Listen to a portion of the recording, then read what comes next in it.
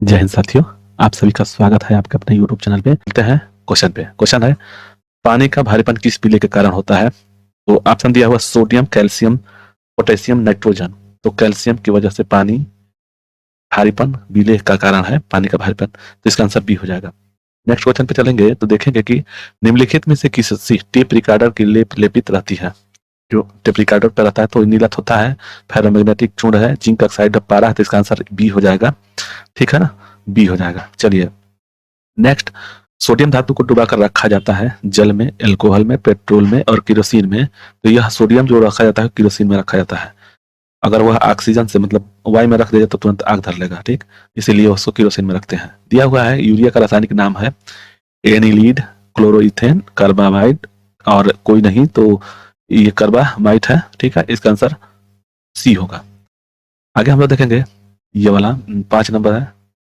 देखिए 5 क्वेश्चन है, वह तत्व जो ऑक्सीजन से प्रतिक्रिया नहीं करता है कहलाता है क्लोरीन, आयोडीन, हीलियम और नाइट्रोजन। तो यह आंसर हो जाएगा बी। आयोडीन जो है ऑक्सीजन से प्रतिक्रिया नहीं करता है। छठा क्वेश्चन है कि रेयान, नायलॉन और पॉलिस्टर एक रेशा है, प्राकृतिक, संश्लिष्ट और उपयुक्त दोनों प्रकार के, और इनमें से कोई नहीं। तो इसका आंसर बी हो जाएगा, 6 का बी। आगे, मरकरी को किस धातु के पात्र में रखा जा सकता है? चांदी, सीसा, लोहा और एल्युमिनियम। तो इसका आंसर सी हो जाएगा, लोहा। आगे, निम्न में से कौन जल से हल्का होता है? निम्न में से कौन जल से हल्का होता है? एल्युमिनियम, सोडियम, मैग्नीशियम और मैग्नीज। तो इसका आंसर बी हो जाएगा, 8 का। यह सोडियम होता है। सामान्य ट्यूबलाइट में कौन सी गैस होती है? आर्गन के साथ सोडियम वेपर, नियान के साथ सोडियम वेपर, आर्गन के साथ मरकरी वेपर और नियान के साथ मरकरी वेपर। तो इसका आंसर 9 का हो जाएगा, सी। आर्गन के साथ मरकरी वेपर रहता है। दिया हुआ है कि मिल्क ऑफ मैग्नीशियम क्या है? मैग्नीशियम कार्बोनेट है, सोडियम बाइकार्बोनेट है, कैल्शियम हाइड्रोक्साइड है और मैग्नीशियम हाइड्रोक्साइड है। तो 10 का आंसर हो जाएगा डी, मैग्नीशियम हाइड्रोक्साइड होता है। क्वार्टज किसे कहते हैं? किससे बनता है? देखिए क्वार्टज किससे बनता है? कैल्शियम सल्फेट से, कैल्शियम सिलिकेट से, सोडियम सल्फेट से और सोडियम सिलिकेट से। तो इसका आंसर बी हो जाएगा। ठीक है, तो कैल्शियम सिलिकेट से क्वार्टज बनता है। सोने के आभूषण बनाने में किस धातु का मिश्रित किया जाता है? तो यह पहले हम लोग पढ़ चुके हैं, 16 टेस्ट पेपर में है। तो इसका आंसर क्या होगा? जिंक है, आयरन है, सिल्वर है, कॉपर है। तो इसका आंसर डी हो जाएगा, कॉपर। चले आगे, पोर्टलैंड सीमेंट का आविष्कार किसने किया था? लियोनार्डो दा विंसी, डेनिस गेसान, जोसेफ स्पेडिन और पोर्सी एल स्पेंसर। तो इसका आंसर 13 का क्या हो जाएगा? 13 का ऑप्शन बताइए। तो 13 का सी हो जाएगा, जोसेफ स्पेडिन। सबसे भारी धातु है लिथियम, ओसिमियम, आयरन और सिल्वर। सबसे भारी धातु की बात हो रही है तो 14 का आंसर बी हो जाएगा। सबसे भारी धातु ओस्मियम और सबसे हल्की धातु लिथियम होता है। आगे हम लोग देखेंगे, प्याज एवं लहसुन में गंध किसके कारण होती है? सोडियम, पोटेशियम, क्लोरीन और लिथियम। तो इसका आंसर क्या हो जाएगा? 15 का बी हो जाएगा, पोटेशियम। आगे, हाइड्रोकार्बन का प्राकृतिक स्रोत क्या है? हाइड्रोकार्बन का प्राकृतिक स्रोत क्या है? कच्चा तेल, जीव भार, कार्बोहाइड्रेट्स और कोयला। तो 16 का आंसर हो जाएगा कच्चा तेल। हाइड्रोकार्बन का प्राकृतिक स्रोत है कच्चा तेल। किस गैस का प्रयोग सिगरेट लाइटर में होता है? ब्यूटेन, मेथेन, प्रोपेन और एडान। तो 17 का ए हो जाएगा, ब्यूटेन का प्रयोग होता है लाइटर में। ठीक है, चलिए आगे, सिरका किसका जलीय विलयन है? सिरका जो है किसका जलीय विलयन है? नींबू के रस का, ऑक्सीजन के अम्ल का, हाइड्रोक्लोरिक अम्ल का, एसिटिक अम्ल का। तो सिरका जो होता है वह एसिटिक अम्ल का होता है, एसिटिक अम्ल। ठीक है, तो 18 का हो जाएगा डी। आगे, पनीर निम्न किसका उदाहरण है? जेल का, इमल्सन का, सोल का और फोम का। तो 19 का हो जाएगा ए, 19 का हो जाएगा ए, जेल का। आगे, सिरका का रासायनिक नाम है butanoic acid, ethanoic acid, methanoic acid, propanoic acid. तो 20 का आंसर हो जाएगा बी, एथानोइक एसिड जो होता है सिरका का रासायनिक नाम है। पेट्रोल एक मिश्रण है एल्केन का, एल्कीन का, एल्काइन का और हाइड्रोकार्बन का। तो 21 का ए हो जाएगा, एल्केन का। ये ध्यान रहे, पेट्रोल का एक मिश्रण है, पेट्रोल एक मिश्रण है एल्केन का। पॉलीथीन प्राप्त होता है, पॉलीथीन प्राप्त होता है नाइट्रिक अम्ल से, पिक्रिक अम्ल से, एथिलीन के बहुलकीकरण से और इनमें कोई नहीं। तो ऑप्शन 22 का क्या हो जाएगा? 22 का सी हो जाएगा, एथिलीन के बहुलीकरण का। पॉलीथीन प्राप्त होता है एल्कीन के बहुलीकरण से। किस संश्लेषित रेशा को कृत्रिम सिल्क के नाम से जाना जाता है? कृत्रिम सिल्क के नाम से जानता है कॉटन, रेयान, टेरिलिन और नायलॉन। तो 23 का आंसर हो जाएगा बी। रेयान जो होता है कृत्रिम सिल्क के नाम से जाना जाता है। नायलॉन है पॉलीएमाइड, पॉलिएस्टर, पॉलीएथिलीन और पॉलीप्रोपिलीन। तो इसका आंसर नायलॉन क्या है मतलब, तो 24 का आंसर हो जाएगा ए। पॉलीएमाइड होता है, जो नायलॉन होता है पॉलीएमाइड होता है। कार्बन का क्रिस्टलीय रूप है काजल। कार्बन का क्रिस्टलीय रूप लकड़ी का कोयला और एंथ्रासाइट और हीरा कार्बन का क्रिस्टलीय रूप है। तो 25 का आंसर डी हो जाएगा हीरा। कार्बन के दो हैं क्रिस्टलीय, एक ग्रेफाइट होता है, ग्रेफाइट ठीक ना, और दूसरा होता है हीरा। ठीक, ये कार्बन के दो अवयव हैं। आगे, कांच किसका मिश्रण है? कांच किसका मिश्रण है? क्वार्टज एवं माइका का, बालू और नमक का, बालू और सिलिकेट का, सिलिकेट का, और इनमें से कोई नहीं। तो 26 का आंसर हो जाएगा सी, बालू और सिलिकेट का कांच का मिश्रण है। आगे, डायनामाइट के में मुख्य रूप से पाया जाता है टीएनपी, आरडीएक्स, नाइट्रोग्लिसरीन और पिक्रिक अम्ल। तो इसमें होता है नाइट्रोग्लिसरीन होता है, तो इसका आंसर सी हो जाना चाहिए। ठीक है, तो इसका आंसर सी ही है। ठीक, किस अम्ल में ऑक्सीजन नहीं होता है? सल्फ्यूरिक अम्ल, नाइट्रिक अम्ल, हाइड्रोक्लोरिक अम्ल, उपरोक्त सभी। तो 28 का आंसर हो जाएगा सी, हाइड्रोक्लोरिक अम्ल में ऑक्सीजन नहीं होता है। तो अब 29 है कि शौचालय में उपयोग किए जाने वाले दुर्गंधनाशकों में होता है बोनजाल, बेंजीन, थैलिक एसिड, कोई नहीं। तो 29 का आंसर हो जाएगा बी, बेंजीन जो होता है वह दुर्गंधनाशकों के लिए प्रयोग किया जाता है। वेल्डिंग में इस्तेमाल की जाने वाली गैस में क्या होता है? वेल्डिंग में इस्तेमाल की जाने वाली गैस में क्या होता है? ऑक्सीजन एवं आर्गन, ऑक्सीजन एवं एसिटिलीन, ऑक्सीजन एवं हाइड्रोजन, एसिटिलीन एवं नाइट्रोजन। तो 30 का आंसर हो जाएगा बी, ऑक्सीजन और एसिटिलीन होता है। चलिए, 31 है कि पृथ्वी के भूपरपट्टी में, मतलब परपट्टी में या भूपरपट्टी में निम्न में से कौन सा तत्व सबसे अधिक पाया जाता है? Chlorine, lithium, aluminium, chromium. तो 31 का क्या हो जाएगा? सी हो जाएगा, एल्यूमिनियम। आगे, 32 है कि अग्निशामक में से निकलती है hydrogen, nitrogen, carbon dioxide, carbon monoxide. तो 32 का हो जाएगा सी, कार्बन डाइऑक्साइड निकलती है अग्निशामक से। नेक्स्ट है, रबर को मजबूत और उछाल लायक बनाने के लिए इसमें क्या मिलाया जाता है? पेट्रोलियम जेली, सल्फ्यूरिक अम्ल, सल्फर और स्पंज। तो 33 का आंसर हो जाएगा सी, सल्फर। आगे नेक्स्ट क्वेश्चन पे चलेंगे और देखेंगे कि 34 क्या है कि कच्चा एल्युमिनियम किस नाम से जाना जाता है? तो यह आंसर हो जाएगा बॉक्साइड, और यह अधिकांश तौर पर पूछा जाता है, ये इंपॉर्टेंट क्वेश्चन है, ध्यान रहे। ठीक, 34 के बाद 35 है, और सारणी में डब्लू अक्षर किस तत्व को दर्शाता है? टंगस्टन, पोस्टाइन, पारा और बेरिलोनियम। तो 35 का आंसर क्या हो जाएगा? तो ये हो जाएगा टंगस्टन। डब्लू अक्षर जो होता है टंगस्टन के लिए होता है। कार्बन डाइऑक्साइड की मात्रा वायुमंडल में रहती है, वायुमंडल में कार्बन डाइऑक्साइड की मात्रा कितनी रहती है? 3%, 0.03, 0.3 और 0.003%। तो इसका आंसर 36 का हो जाएगा बी। ठीक, 36 का हो जाएगा बी। आगे 37 है कि परमाणु का द्रव्यमान व्यक्त किया जाता है, परमाणु का द्रव्यमान व्यक्त किया जाता है ग्राम में, किलोग्राम में, एएमयू में, इलेक्ट्रॉन वोल्ट में। तो 37 का आंसर सी हो जाएगा, एएमयू में। दिया हुआ है क्वेश्चन है कि 92 यू 238 में न्यूटनों की संख्या कितनी होगी? 92, 238, 146, 230। तो इसका आंसर क्या हो जाएगा? देखिए, 238 में से 92 जब घटा देंगे ना, ये न्यूटनों की संख्या आ जाएगी। तो ये हो जाएगा 6, ये हो जाएगा 9 4 13, ये एक हो जाएगा 146। इसका आंसर सी हो जाएगा। ठीक है, तो न्यूटनों की संख्या, इन दोनों का अंतर जब होता है तो न्यूटनों की संख्या हो जाएगी। आगे, मनुष्य के लिए हानिकारक विकिरण है कौन सा? अल्फा किरण, बीटा किरण, गामा किरण, पराबैंगनी किरण। तो सबसे ज्यादा पराबैंगनी किरण से है हानिकारक। चलिए, पेट्रोलियम किसका जटिल मिश्रण है? पेट्रोलियम जो है किसका जलिक मिश्रण है? फिर प्रोपेन और ब्यूटेन का, एथिलीन और एथेन का, साइमोजीन एवं एथिलीन का, और डिगोलिन हेक्सेन का। तो इसका आंसर ए हो जाएगा, प्रोपेन और ब्यूटेन का। ठीक, 3 का ए हो जाएगा। चलिए नेक्स्ट पे, गोबर गैस संयंत्र का आविष्कार किसने किया था? सीबी देसाई ने, सीबी पास्कल ने, रॉबर्ट विल्हेम ने और गीगर ने। तो इसका आंसर ए हो जाएगा, सीबी देसाई ने गोबर गैस संयंत्र का आविष्कार किए थे। साबुन के साथ तत्परता से झागना बताने वाला जल है मृदु जल, प्राकृतिक जल, खनिज जल, कठोर जल। तो इसका आंसर कठोर जल होगा, 5 का डी होगा आंसर। 6 है कि निम्नलिखित में से कौन सा एक उपांक सर्वोच्च होता है? Butane, biogas, hydrogen, methane. तो 6 का हो जाएगा ई हो जाएगा ब्यूटेन। ठीक है, आगे नेक्स्ट चलते हैं।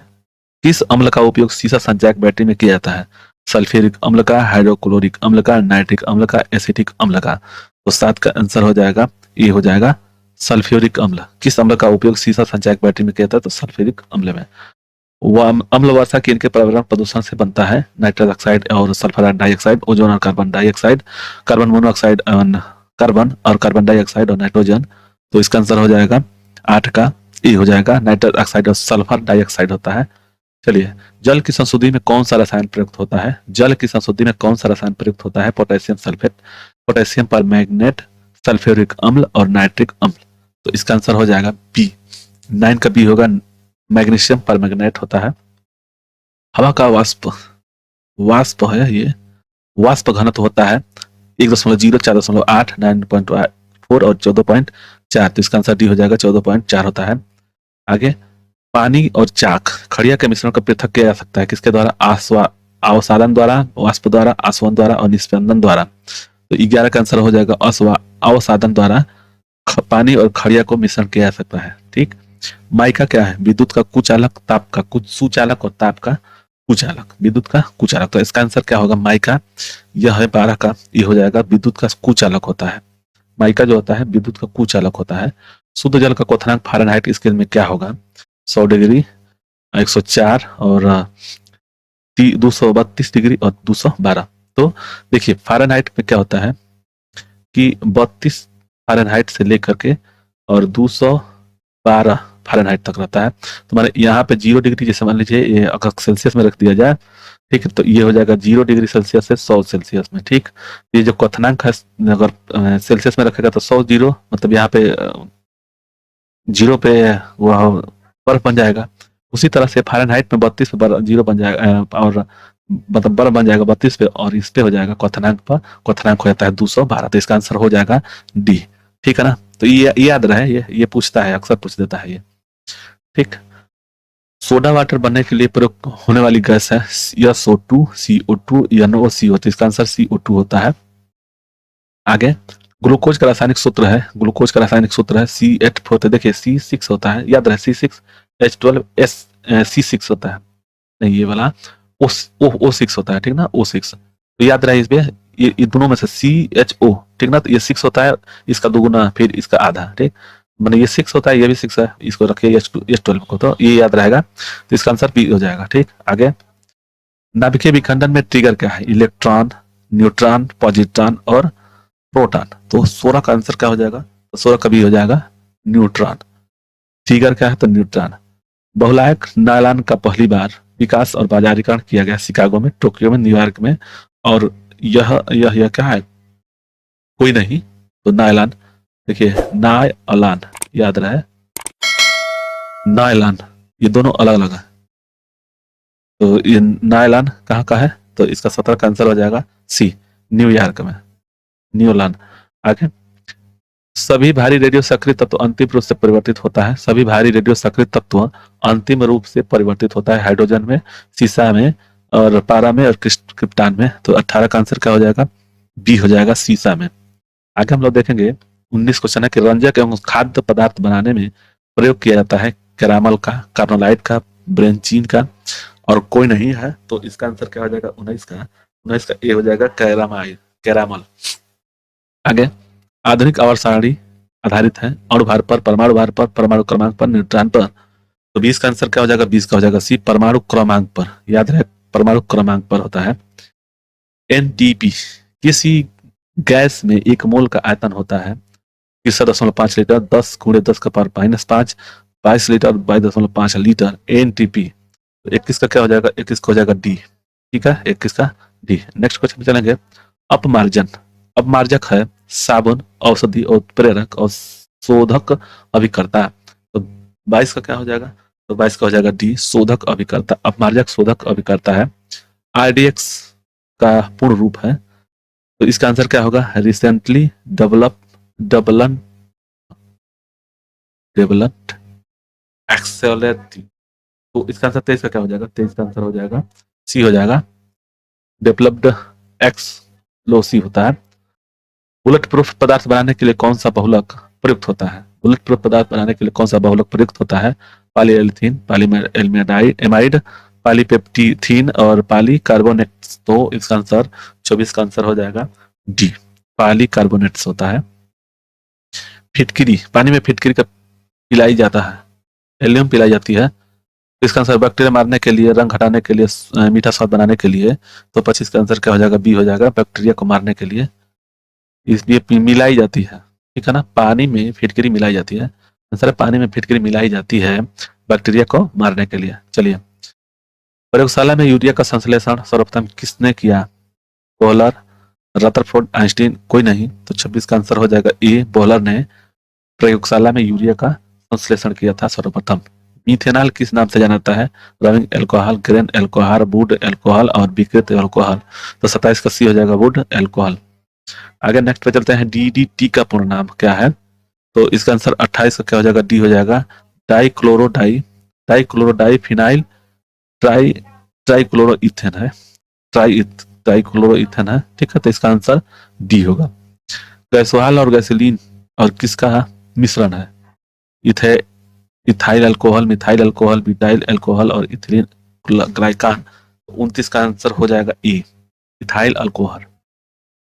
नेक्स्ट क्वेश्चन पे चलते हैं, पृथ्वी की आयु का आकलन किया जाता है? यूरेनियम डेटिंग से, कार्बन डेटिंग से, परमाणु घड़ी से और जैविक घड़ी से। पृथ्वी का जो आयु आकलन किया जाता है वह यूरेनियम डेटिंग से किया जाता है। चलिए नेक्स्ट पे, रेडियोधर्मी प्राकृतिक पदार्थ उत्सर्जित करता है? अल्फा कण, बीटा कण, गामा कण और सभी। तो 31 का हो जाएगा डी, ये सभी रेडियोधर्मी उत्सर्जित करता है। हाइड्रोजन में रेडियो सक्रिय समस्थानिक कहलाता है? Deuterium, protium, radium, ट्राइट्रियम। तो इसका आंसर 32 का क्या हो जाएगा? 32 को हो जाएगा डी, ट्राइट्रियम होता है। नेक्स्ट क्वेश्चन पे चलेंगे तो देखेंगे कि 33 में इलेक्ट्रॉन त्यागने की प्रवृत्ति कहलाती है? ऑक्सीकरण, अवकरण, उत्प्रेरक, अभिप्रेरक। तो 33 का हो जाएगा आंसर ए, ऑक्सीकरण। इलेक्ट्रॉन त्यागने की प्रवृत्ति को ऑक्सीकरण कहते हैं। और अगला क्वेश्चन है कि इलेक्ट्रॉन ग्रहण करने की प्रवृत्ति को क्या कहते हैं? ऑक्सीकरण, अवकरण, उत्प्रेरक, अभिप्रेरक। तो 34 का हो जाएगा बी, अवकरण। ठीक। और नेक्स्ट क्वेश्चन पे, पीएच का मान निर्धारित किया जाता है, किसने किया था? पीएच का मान निर्धारित किसने किया था? तो लेवेजियर ने, प्रिस्टले ने, कैवेंडिश ने, सरेंसन ने। तो 35 का आंसर हो जाएगा डी, सरेंसन ने पीएच का मान निर्धारित किए थे। तो 35 क्वेश्चन हो गया है। और अब बता दीजिएगा मैसेज में कि आपका कितना सही हुआ। तो ये वीडियो आप लोगों को अच्छा लगे तो लाइक और सब्सक्राइब करें। और साथ में एक बात ध्यान दीजिए, हमारे डिस्क्रिप्शन में एक व्हाट्सएप का होगा, अच्छा टेलीग्राम का होगा, इंस्टाग्राम का, फेसबुक का होगा। उस पर आप कमेंट करिएगा, हम आपको वहीं पे पीडीएफ उपलब्ध करा देंगे इसका। ठीक है, चलिए, तो आप लोगों को वीडियो अच्छा लगेगा तो लाइक और सब्सक्राइब जरूर कर दीजिएगा। धन्यवाद।